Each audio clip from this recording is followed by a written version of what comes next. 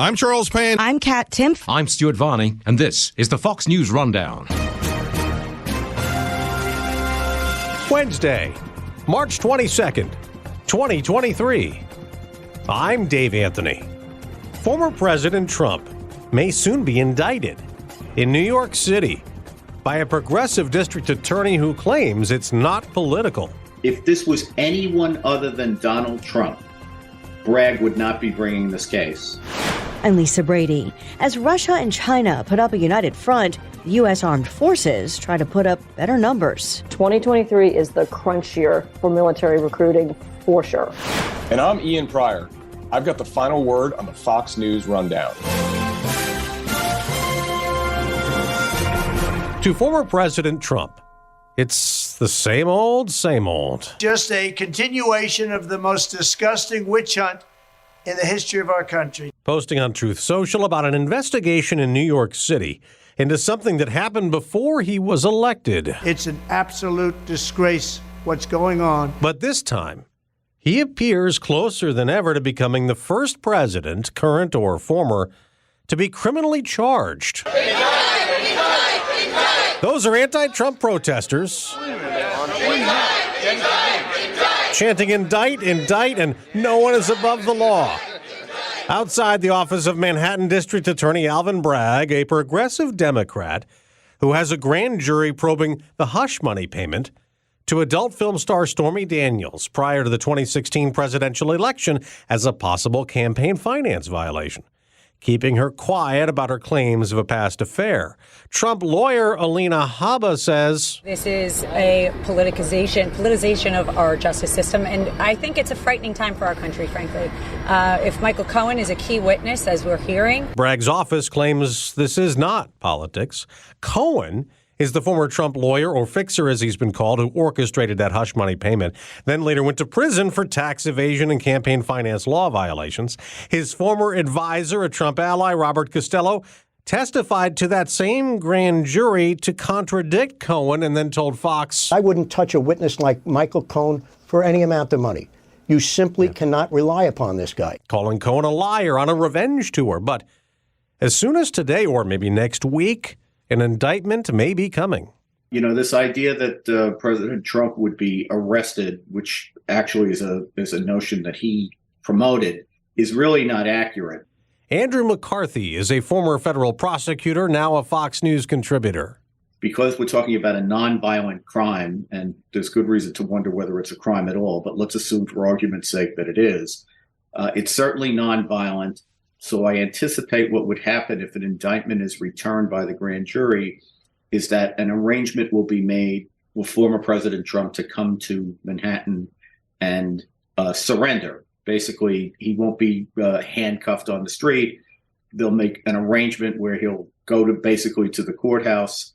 The New York City police will have people there who can process him, which means he would be fingerprinted and photographed like anybody else who comes into the system. He'll be presented before a judge. He might enter a plea at the first proceeding. It's typical to enter a not guilty plea after you've been indicted. And then the case, Dave, will get assigned to a trial judge who will set a schedule for pretrial motions and we'll be off to the races. The charge in this case, what would it be? If there is an indictment, what is the charge?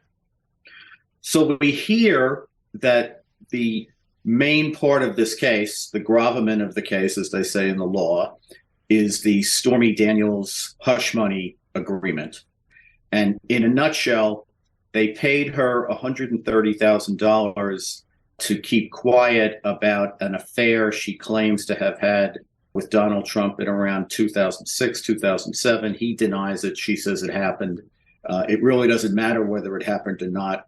In terms of what the charge is likely to be, which is the falsification of business records. The payment itself was from then Trump associate lawyer Michael Cohen, $130,000 for the non-disclosure agreement. So keeps her quiet before the 2016 presidential election. Right. Then Michael Cohen gets paid back for the money that he paid. And that's where we are, right? That it's all about how that repayment was classified, right? Yeah, that's exactly right. As succinctly as I can put it, this was a reimbursement of a debt that was incurred in October of 2016. And in their books, the Trump Organization and Donald Trump, who are kind of conflated for these purposes, they booked it as if they were paying Cohen legal fees throughout 2017. So it's made in the books to look like it's a payment of legal fees over 12 months, but it's in fact reimbursement for the debt incurred. The reason that this becomes relevant is because what we've just described, this falsification of business records, is a misdemeanor under New York law. The only way it becomes a felony is if the prosecutor can prove beyond a reasonable doubt that the defendant intended to conceal the commission of another crime in falsifying the business records. So the question is, what other crime could conceivably have been being covered up? And would that be the campaign contribution that he says was unreported? Yeah, that's what you're pointing out is the crime that most of the educated speculation figures that Bragg is going to say Trump was concealing. He's got big problems trying to do that. First, the campaign finance laws are federal. When the New York statute about falsifying business records, when it talks about concealing another crime, that's a quote from the statute, another crime, they're obviously talking about a New York crime. And the campaign finance laws in a presidential election are the federal laws. So he shouldn't be able to vindicate federal law in a state prosecution. He doesn't have jurisdiction to do that. And it's important to point out, Dave, that most campaign finance violations, they're typically handled by allowing the candidate or the campaign to pay a fine to the election authorities.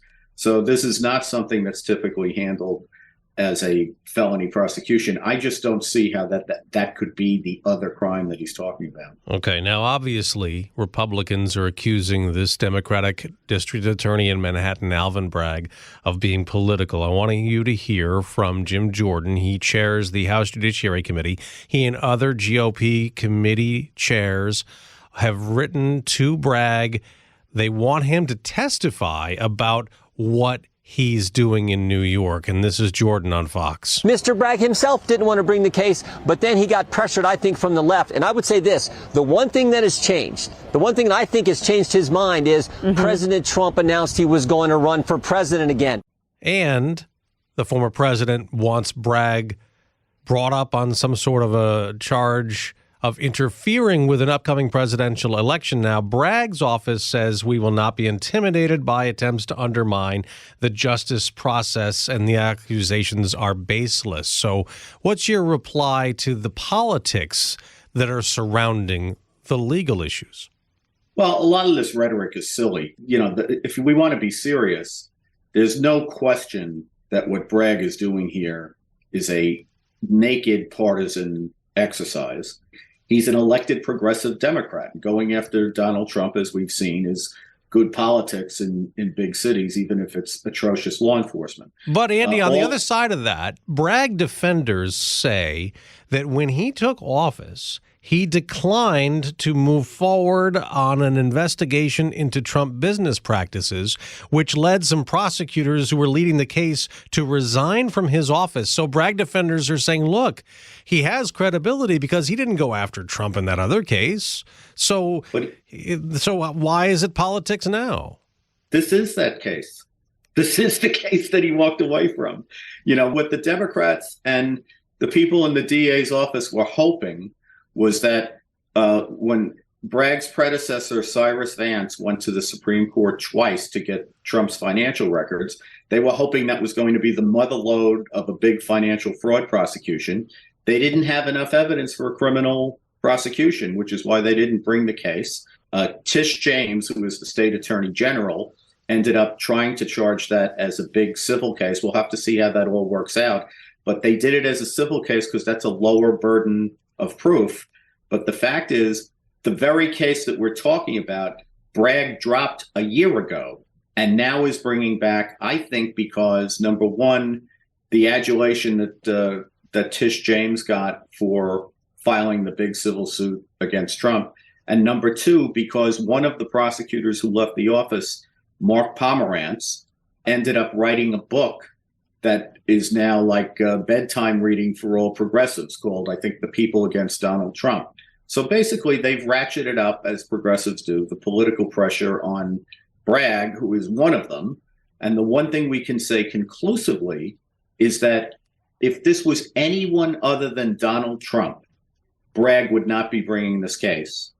And what Bragg has been notorious for in his tenure is actually taking serious felony offenses and degrading them to misdemeanors or entirely dismissing them when you're talking about actual hardened criminals. Here, he's taking stale nonsense, which at best is a misdemeanor, and trying to hyperbolize it into a felony, clearly for political reasons. Of course, this is just one of many Trump investigations. The Justice Department is probing all the classified documents found at his Florida resort and looking into his post-2020 election conduct leading up to the January 6th Capitol riot. And then there's the Georgia investigation into Trump's attempts to overturn the election results in that state. So there could be other criminal charges coming. I think that, the fact that the first prosecutor crosses the Rubicon kind of makes it easier for other prosecutors who may have been worried about the fraught politics of charging Trump. This at least makes it a little bit easier for them to go forward. So we've had, in the Fulton County, Georgia case, we had the forewoman of the grand jury come out and do basically a press tour a few weeks ago. After that grand jury filed its investigative report, and she said that they recommended to the district attorney that many people be charged, and she powerfully suggested that President or former President Trump was at the top of the list. Concurrently, we see that Jack Smith, who is the Biden Justice Department appointed special counsel, who's looking at both the Mar-a-Lago documents case and January 6th, has stepped up his activity. And he's obviously not doing that idly. So those are very serious investigations, and they could well end up in indictments. Could be a very interesting 2024 campaign with all this hanging over his head, and he remains the front runner for the Republicans. Yeah, well, the Constitution says the qualifications for president are that you have to be 35 and a natural-born citizen who's lived in the United States for 14 years. Ain't nothing else. So if they want to, the American people want to elect somebody who's under investigation or someone who's convicted of a crime or someone who's doing time at Leavenworth, they can do it. Nothing in the Constitution says they can't, but it's strange times. Andy McCarthy, former assistant U.S. attorney for the Southern District of New York and a Fox News contributor. Always good to talk to you. Thanks a lot. Thanks, Dave.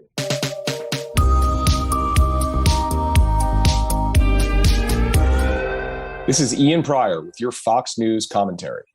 Coming up. China and Russia say they've never been closer. Presidents Xi and Putin, after 2 days of meetings in Moscow, pledging to deepen cooperation and expand economic ties, calling each other dear friends. We're not going to get all hot and bothered about the use of friends. What we've seen is these are two countries that are growing closer together, that see in each other useful purposes. But National Security Council spokesman John Kirby calls it a marriage of convenience rather than a true alliance. And he rejects Russia's continued claims that its invasion of Ukraine is defensive for its own security and that the West is prolonging the conflict, supplying weapons to Ukraine. Mr. Putin could stop bombing hospitals. He could stop bombing schools. He could stop launching Iranian drones into civilian infrastructure. He could stop the forcible deportation of young kids, thousands of them, putting them in filtration camps. A joint statement from China and Russia calls for observing the principles and purposes of the UN Charter and respecting international law. Kirby says what they really want is for the world to play by their rules instead. A deepening relationship between two foreign adversaries at a time of daunting statistics for the U.S. military. The Senate Armed Services Committee holding a hearing today on recruitment challenges. One Defense Department study says 80% of Americans ages 17 to 24 are unfit for military service. and the number interested in serving has been shrinking. Military recruiting, it's the perfect storm. Rebecca Grant is a national security analyst and founder of IRIS Independent Research. There's high employment in the civilian economy. Remember, the recruiters have not been out in the high schools as much over the past 2 years. That's really hurting them. And then there's some bigger factors. Only about 9% of young Americans say they would consider military service. On top of that, some issues passing physical fitness tests and the other standard military test batteries. And it adds up to a really big problem. It's been brewing for quite a while, but it got a lot worse last year. I want to unpack some of that, starting with perceptions of the military, if you will. There was a study last year that found only 55% of Gen Zers have some or a lot of trust in the military, compared to 86% of baby boomers. And then you add to that concerns that military officials have raised, that they have said may be a factor, including concern among younger Americans about things like sexual harassment in the military, for instance, or PTSD. How can the military work to counteract some of these things? Is that part of what's going on?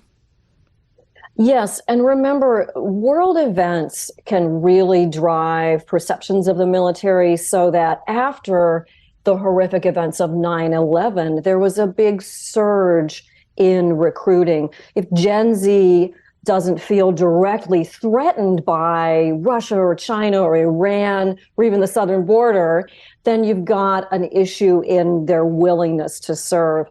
There's been a lot of focus by the military on preventing and diminishing sexual harassment. When that makes the headlines, the reality is that the military is working to improve there, but I can see where that sometimes gets misunderstood. And then add in that we've had a volunteer force now for many, many decades. And that means that there are some families out there that just don't have anybody in the military, no experience of a brother or a sister or an aunt or a granddad in the service, and that adds up to that lower propensity to serve. But that's what recruiters in the military, it's their job to turn that around and show young Americans the opportunities that the services can provide them. And as you mentioned, they've not been able to be at high schools, or at least they weren't, at the height of the pandemic. So COVID definitely plays a role in terms of the outreach ability in person.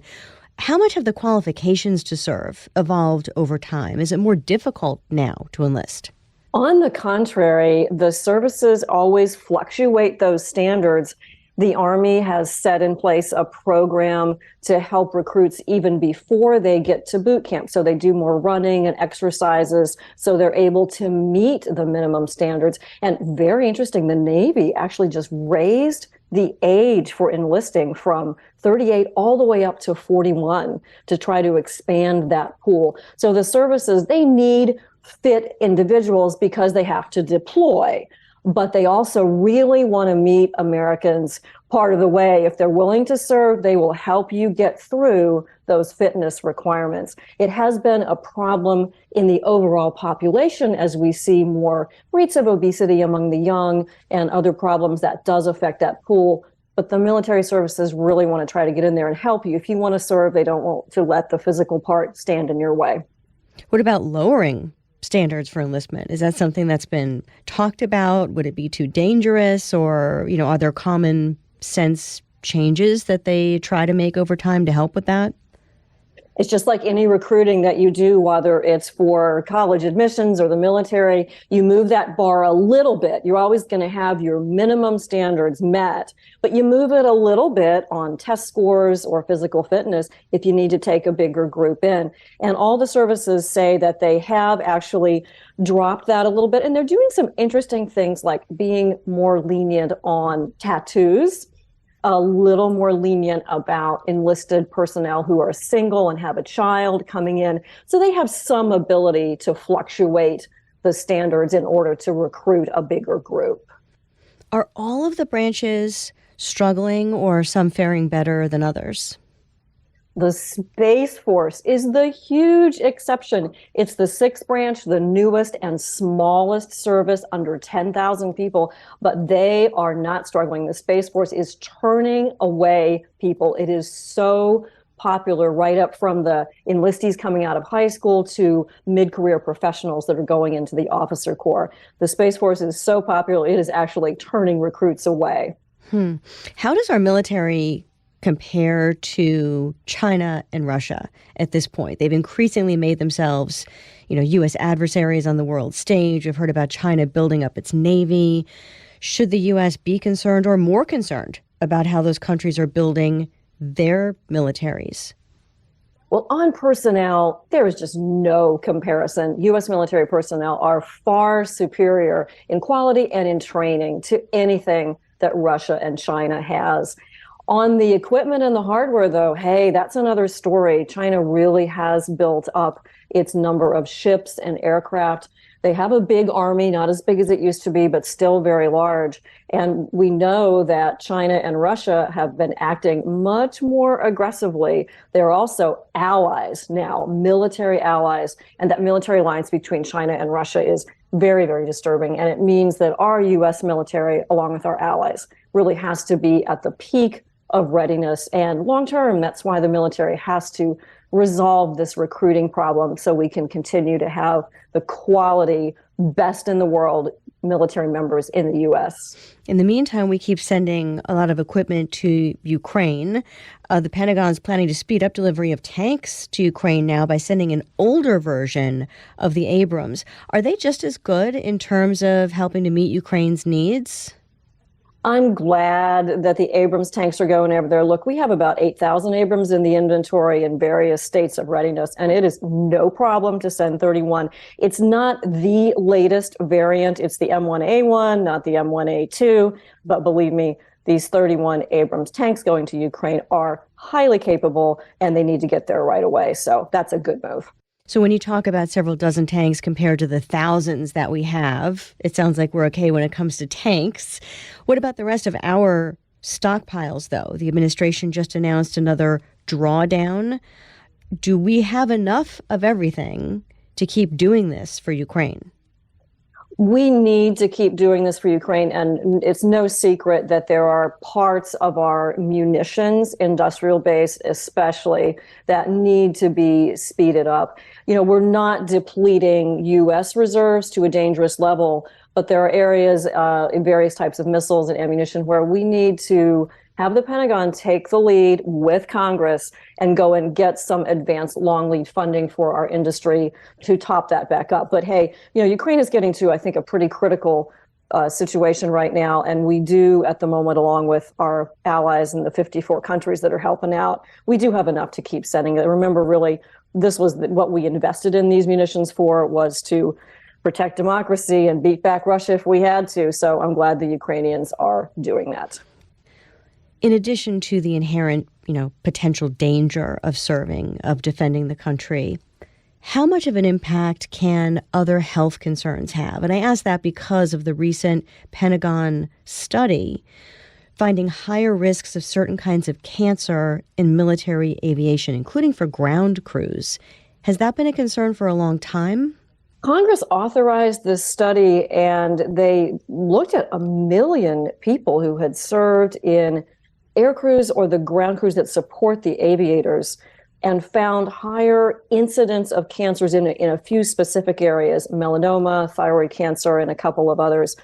I think this concern was anecdotal, and the study showed that it's epidemiological. It's really a valid concern. What will happen now in phase 2 is Congress has asked the military to find out why these rates of cancer are higher among these crews and to look at the work environment and potential hazards. It'll take them some time to uncover that. Interesting, of course, that overall the aviators and the ground crew are a very healthy bunch. Their overall cancer rates are lower than the typical population, but they're higher in these specific areas. And on recruiting, usually Air Force, Navy, aviation recruiting is actually one of the easiest of the billets to fill. Would you say the outlook is getting better or worse right now in terms of this recruiting issue? Is the military doing enough to try to turn a corner on it? Well, 2023 is really going to be the test case. The problem is biggest for the Army. They missed by 15,000 recruits last year. They want to actually bring in 65,000 this year. They're going to have to work very, very hard to do that. If they miss this year's goal, they've got a real problem. Navy and Air Force, they made their requirements, but just barely. They also know they have to start earlier and do better. And I think getting the recruiters out into the schools and into the community more, things that they couldn't do during COVID, hopefully will make the difference. But 2023 is the crunch year for military recruiting for sure. Rebecca Grant, National Security Analyst, founder of Iris Independent Research. Thank you so much for your time. Thank you.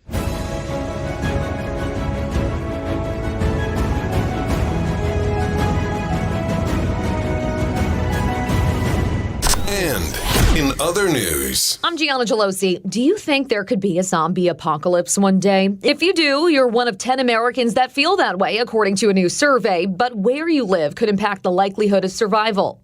The success of The Last of Us on HBO led insurance marketplace Insuranks to ask more than 1,000 Americans about zombies and what they think they should do if there were to be a zombie apocalypse. They analyzed more than 1,000 Google searches to determine where each state lands on the zombie apocalypse preparedness. According to the survey, Wyoming is the readiest state to take on The Walking Dead. The organization said states that aren't heavily populated and have access to a lot of open space are the best because you can live off the land, stockpile weapons, and avoid other people.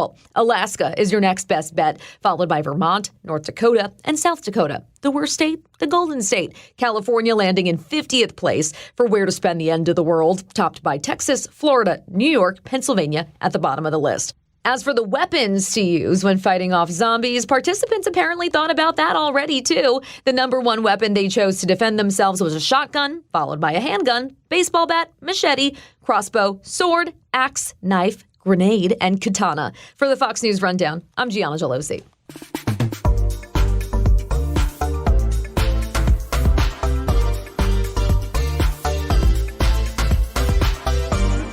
new from the Fox News Podcasts Network. I'm Dana Perino. Join me for Season 3 of my limited-time podcast, Everything Will Be Okay, based on my best-selling book of the same name. Make sure you subscribe to this series wherever you download podcasts and leave a rating and review. Subscribe to this podcast at foxnewspodcasts.com. It's time for your Fox News commentary. Ian Pryor. What's on your mind? This week, the Parents' Bill of Rights, HB 5, will be debated on the floor of the House of Representatives. This bill will help provide greater transparency in public schools, give parents statutory rights alongside their constitutional right to direct the upbringing of their children, and pressure our public education system to focus on academics instead of social indoctrination. Having helped lead the fight in Loudoun County, Virginia, it is a testament to the hard work of parents that House Republicans have made this a priority in the new Congress. This week, I release a new book, Parents of the World Unite, How to Save Our Schools from the Left's Radical Agenda, in which I document the successes the parents in Loudoun County had in shining the spotlight of accountability on America's most notorious public school administration and school board. The story is told through 12 strategic rules that helped guide our actions over the past 2 years, but can also be used to maximum effect by parents and parent groups throughout the country. These are those rules. Every neighborhood is a battlefield. Pay attention to what happens on your street and in your community. The infection of cancel culture and wokeism is not limited to the federal government, corporate boardrooms, professional sports, or Hollywood, but has arrived next door. Activate, investigate, communicate. Every parent can be a private investigator into the moral corruption of the schools that they pay for and send their children to. With key tools like the Freedom of Information Act, the Protection of People Rights Amendment, and targeted media outreach, anyone can start to shine the spotlight of accountability on their school district. Always flip the script.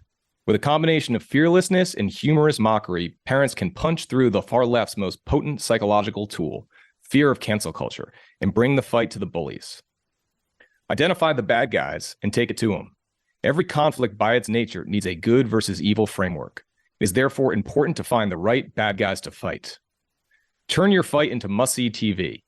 The greatest generals in history always knew that there must be an element of showmanship to the battle. Do not get stuck in the mud. Always be in motion. The opposition, however clumsily, will start to fight back and try to engage you on their terms. Do not fall into the trap. When they zig, you must zag and keep moving forward to your goal. When they mobilize, go guerrilla. When you're going up against the status quo, they will find a way to mobilize their political power and legacy media. That's inevitable. What's not inevitable is how you respond.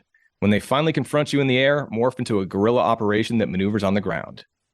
Do not stop at the wall. A battle will have ebbs and flows, and you will find yourself hitting a wall. External and internal dynamics will make it challenging to get past that wall into the green fields on the other side.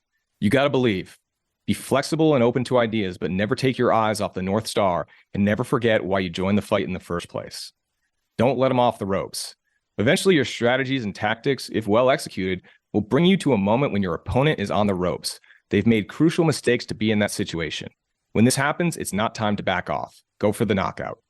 Don't be overly reliant on past success. The greater the success, the greater the dangers that follow. Complacency will often set in, as will the tendency to overly rely on the strategies and tactics that brought victory. Eventually, your opponents will adapt and exploit. Play the end game. Always know your end game. What started as your primary goal may have become subsumed into something much greater than you could have imagined. When it comes time to shift to that greater purpose, let your opponents distract themselves with what they think while you silently redeploy your efforts to the final victory. As you put on your armor to go fight for your children's present and future, remember these rules and let them serve as a guide in how you design your own approach. But do not limit yourself to only these rules. Think through successes of the past in history, film, literature, business, politics, and sports, and shape your own rules, stick to them, and pass them on to others. That is how we will win this fight together. This is Ian Pryor. You've been listening to the Fox News Rundown. And now, stay up to date by subscribing to this podcast at foxnewspodcasts.com. Listen ad-free on Fox News Podcasts Plus on Apple Podcasts. And Prime members can listen to the show ad-free on Amazon Music. And for up-to-the-minute news, go to foxnews.com. I'm Emily Campagno, and this is the Fox True Crime Podcast, bringing you closer to the story than you ever thought possible. Subscribe at foxnewspodcasts.com or wherever you download podcasts. These are the stories that keep you up at night. Love Fox News? Click the subscribe button to get more of the news and opinion you trust. And click the Fox News Rundown playlist for the latest episodes.